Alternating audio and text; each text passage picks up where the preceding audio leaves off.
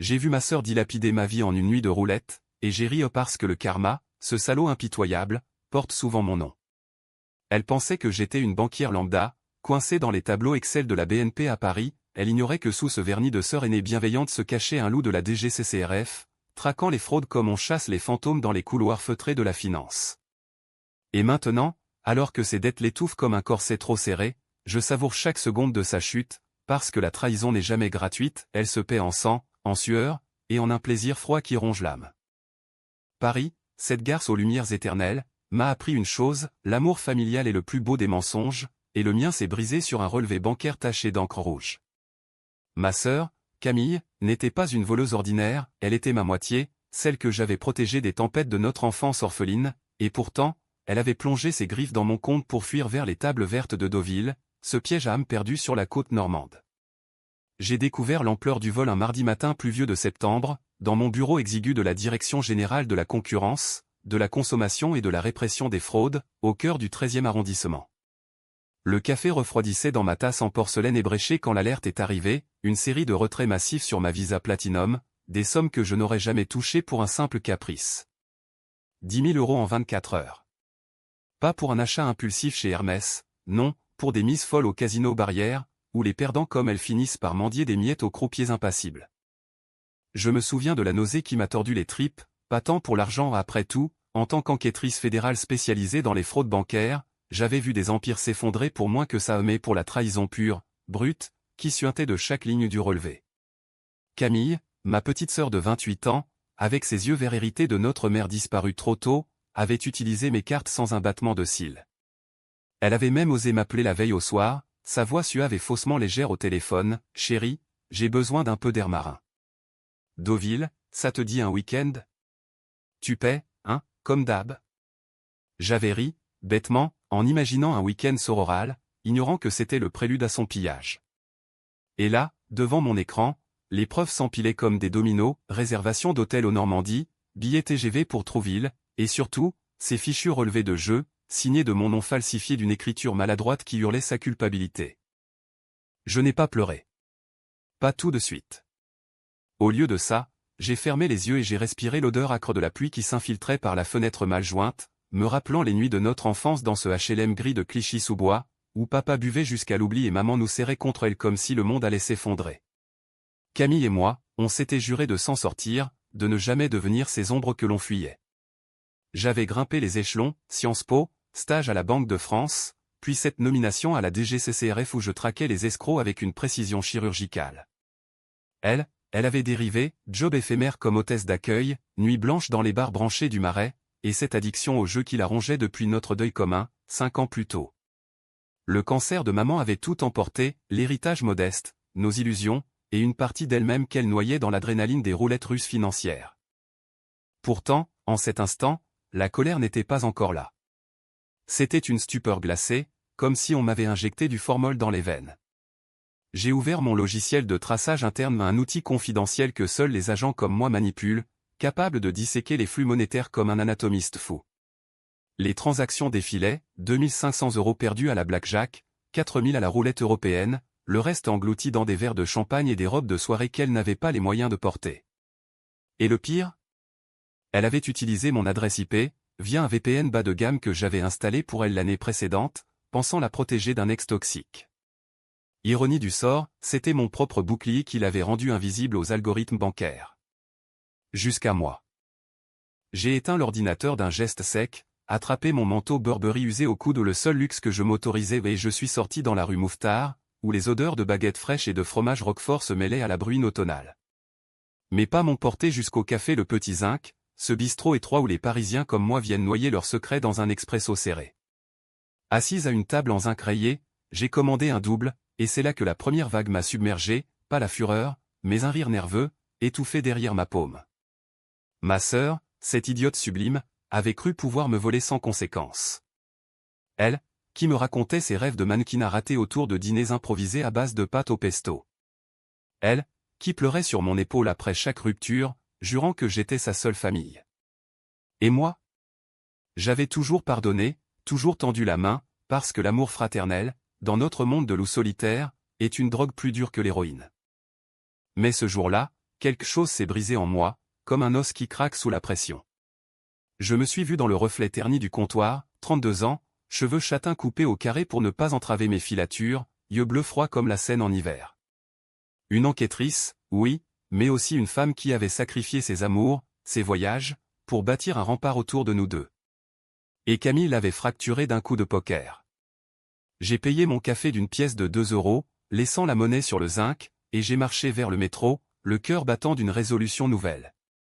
Pas la police, pas les flics ordinaires, ça, ce serait trop facile, trop impersonnel.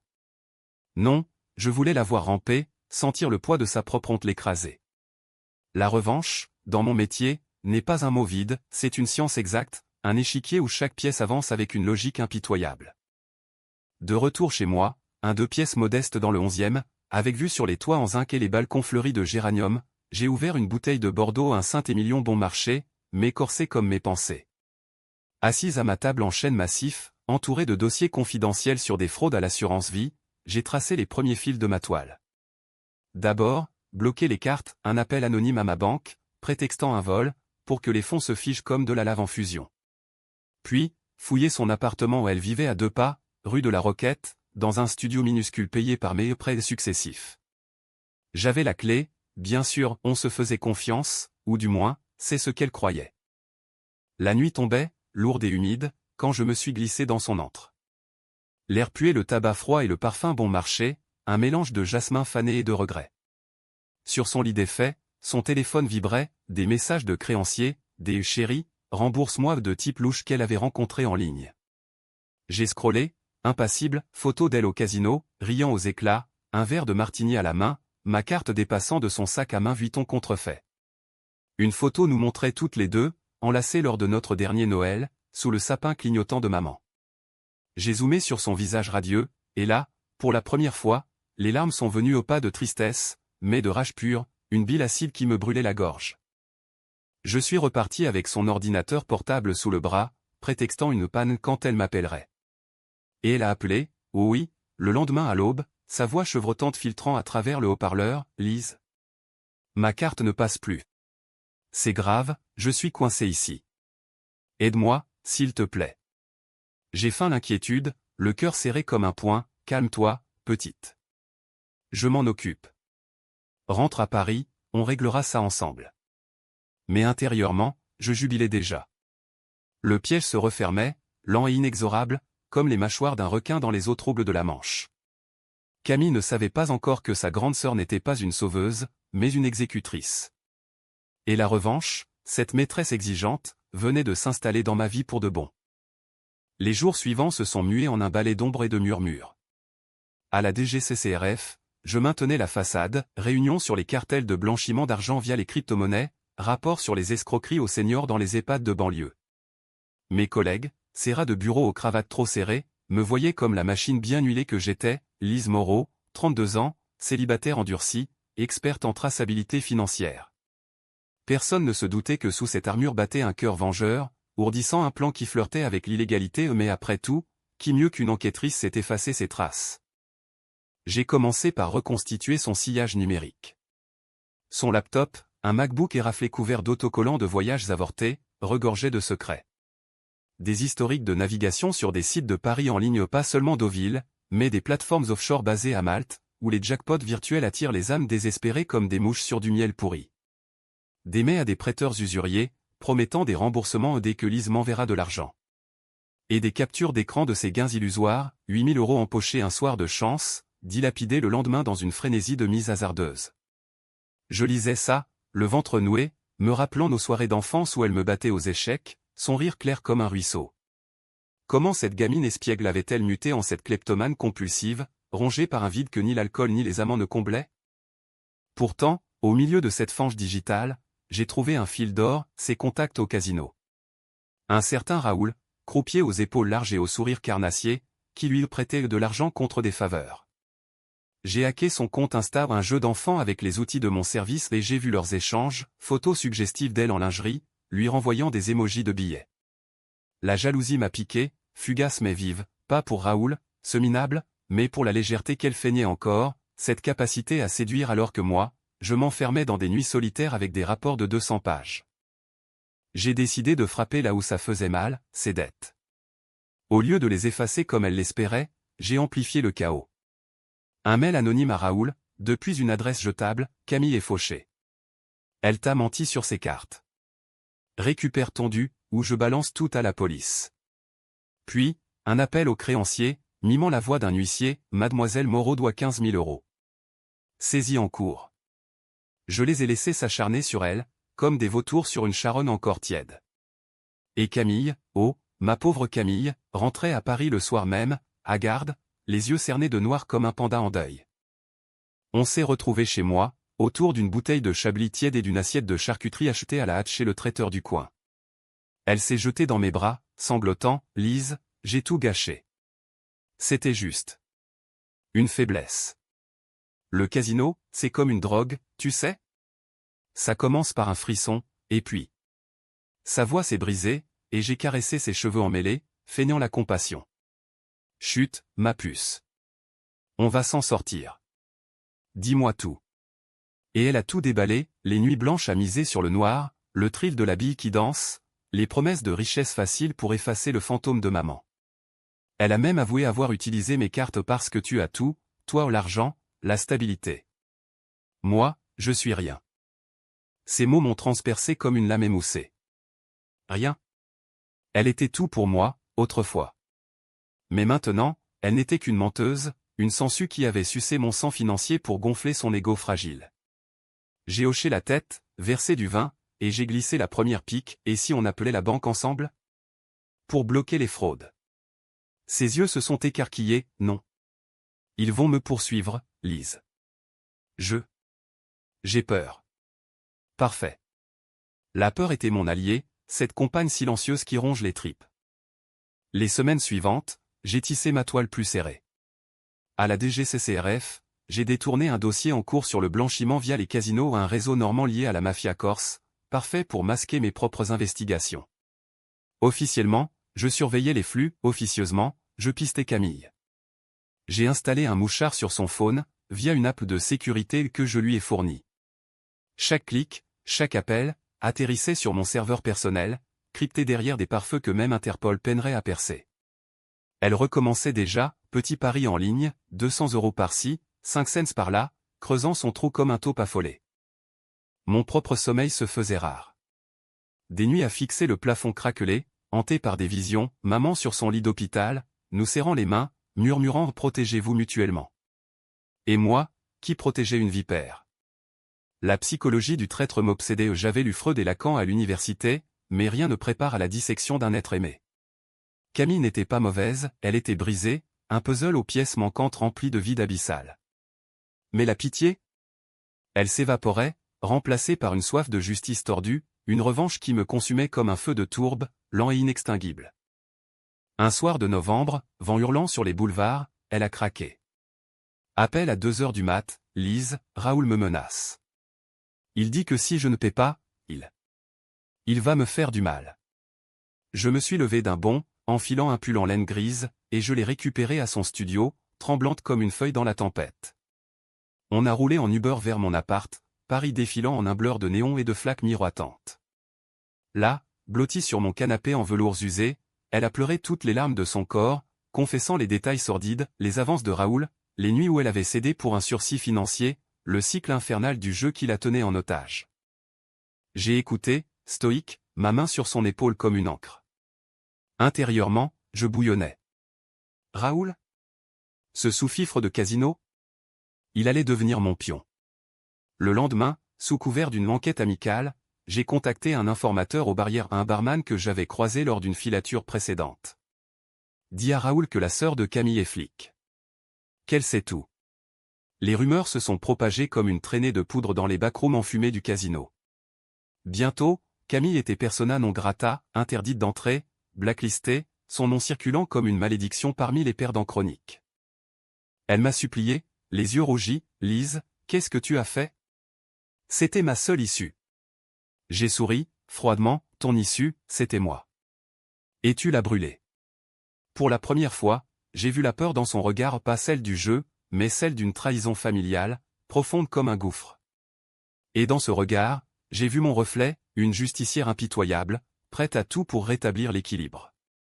La revanche n'était plus un plan, c'était une addiction, plus grisante que n'importe quel jackpot. Noël approchait, ce traquenard sentimental que Paris décore de guirlandes criardes et de marchés aux odeurs de vin chaud et de marrons grillés. Mais pour nous, c'était une farce macabre. Camille squattait mon appart, officiellement pour se refaire une santé, mais en réalité parce que ses créanciers tambourinaient à sa porte comme des diables de Tasmanie. Je la maintenais sous surveillance, thérapie de groupe pour joueurs compulsifs que je lui imposais, facture que je payais au compte-gouttes pour la garder dépendante. Chaque soir, on dînait ensemble au pot-au-feu fumant, fromage affiné, discussion feinte sur nos vies. Elle me racontait ses rêves brisés, je hochais la tête, feignant l'empathie, tout en notant mentalement ses faiblesses, sa peur de l'abandon, son besoin viscéral d'approbation. Intérieurement, je bouillonnais d'un cocktail toxique, culpabilité et exaltation. La psychologie humaine, cette garce imprévisible, me torturait. Était-ce de la vengeance ou de la catharsis? J'avais lu des études sur les survivants de trahison familiale, comment le cerveau, ce traître, rationalise la cruauté pour masquer la douleur. Moi, j'étais à la fois victime et bourreau, et ce rôle me rongeait les nuits, me laissant des cernes plus profonds que les rides d'une septuagénaire. Pourtant, je persistais. J'ai escaladé, un signalement anonyme à l'URSSAF pour ses jobs non déclarés, déclenchant une inspection fiscale qui l'a mise à genoux. Puis, un mail à son ex, ce graphic designer branché du canal Saint-Martin, lui révélant ses dettes cachées. Résultat? Une rupture explosive, hurlée au téléphone tandis que je faisais semblant de dormir dans la pièce d'à côté. Camille a sombré.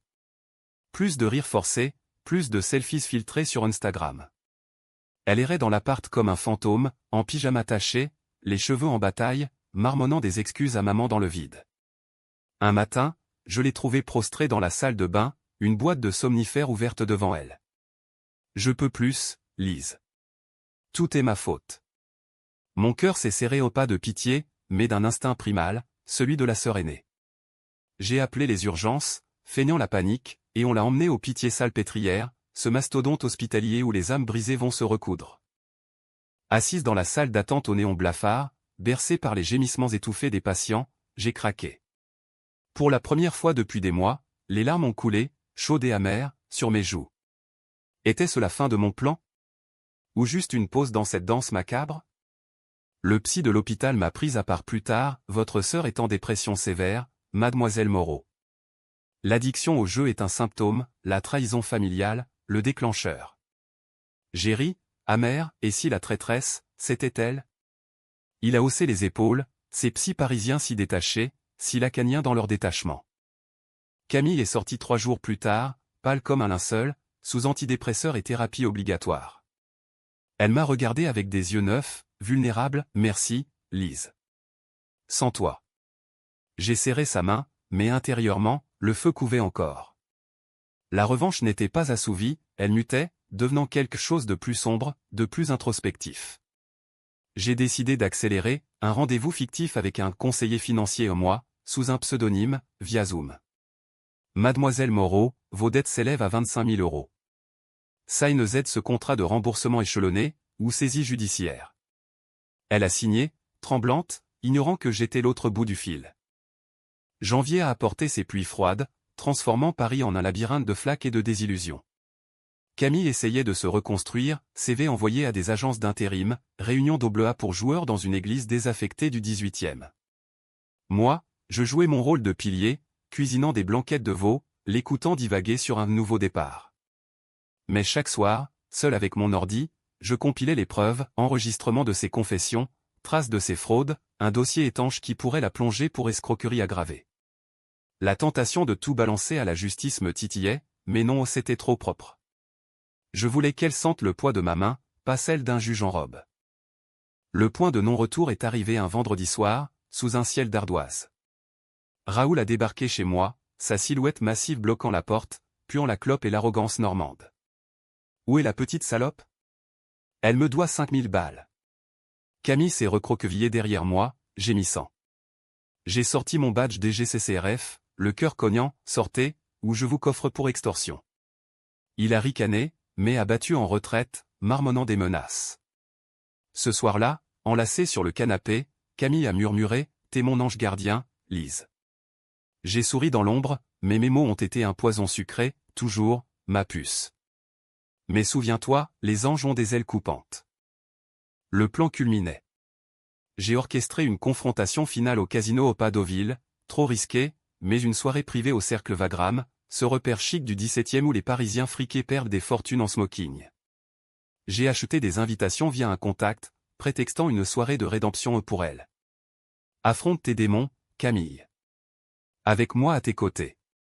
Elle a hésité, mais l'addiction a repris le dessus, on y est allé, elle en robe noire moulante, moi en tailleur pantalon sévère, comme une duettiste du destin. La salle bourdonnait, roulettes cliquetantes, rires forcés, odeur de cigares cubains et de désespoir sucré. Camille a misé, petite somme d'abord 100 € que je lui avais prêté. La bille a tourné, et elle a gagné. Son visage s'est illuminé, ce vieux thrill ravivant ses démons. J'ai observé, impassible, tandis qu'elle escaladait, 500, 1000, 2000. Puis, la chute, une série de noirs fatales, et en 1 heure, elle avait perdu le double. Elle s'est tournée vers moi, suppliante, Lise, aide-moi. Encore un peu. C'est là que j'ai sorti le dossier. Pas les papiers, non les mots, ces lames affûtées. Devant les croupiers médusés, j'ai murmuré à son oreille, c'était moi, Camille. Les blocages, les menaces, les fuites. Ta grande sœur, l'enquêtrice. Tu m'as trahi, et maintenant, tu paies. Son visage s'est décomposé, un masque de cendre, choc, incrédulité, puis une rage primale qui l'a fait hurler, salope. Tu m'as détruite. Elle m'a giflé, fort, le claquement résonnant comme un verdict. Les vigiles sont intervenus, mais j'ai flashé mon badge, tout est sous contrôle. Fraude en cours.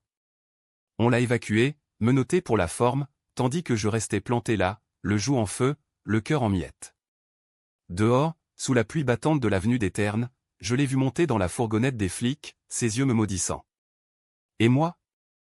J'ai ri, un rire de gorgone, parce que la revanche était accomplie, mais à quel prix? Mon âme, ce terrain vague, était jonché de ruines. Les mois suivants ont été un purgatoire lent. Camille a écopé de 6 mois de sursis probatoire, plus une thérapie forcée et un remboursement échelonné que j'ai facilité anonymement non par bonté, mais pour la garder enchaînée à sa dette morale. Elle a coupé les ponts, déménagé dans un studio anonyme à Montreuil, travaillant comme caissière chez Monoprix, les yeux baissés sur les scans de code-barre. Moi, à la DGCCRF, j'ai été promu, un dossier sur le blanchiment casinier, fruit de mon travail acharné. Ironie suprême. Pourtant, les nuits, le vide me ronge. Je marche le long de la Seine, ces quais pavés où les amants s'embrassent sous les ponts, et je me demande, ai-je gagné? La trahison s'est muée en un fantôme double, le sien, qui m'a volé ma confiance, le mien, qui m'a volé mon humanité. Camille m'écrit parfois, des SMS laconiques, joyeux anniversaire, grande sœur. Je ne réponds pas. Pas encore. Parce que le pardon, ce luxe des âmes intactes, est un jeu que je ne suis plus sûr de savoir jouer. Paris, avec ses cafés bondés et ses secrets enterrés sous les pavés, continue de tourner. Et moi, Lise Moreau, enquêtrice de l'ombre, je traque désormais non plus les fraudes, mais les fissures en moi. La revanche m'a libéré, oui, mais elle m'a aussi emprisonné dans un cycle infernal. Peut-être qu'un jour, je l'appellerai. Ou peut-être pas. Après tout, dans ce monde de loups, les sœurs sont les bêtes les plus féroces.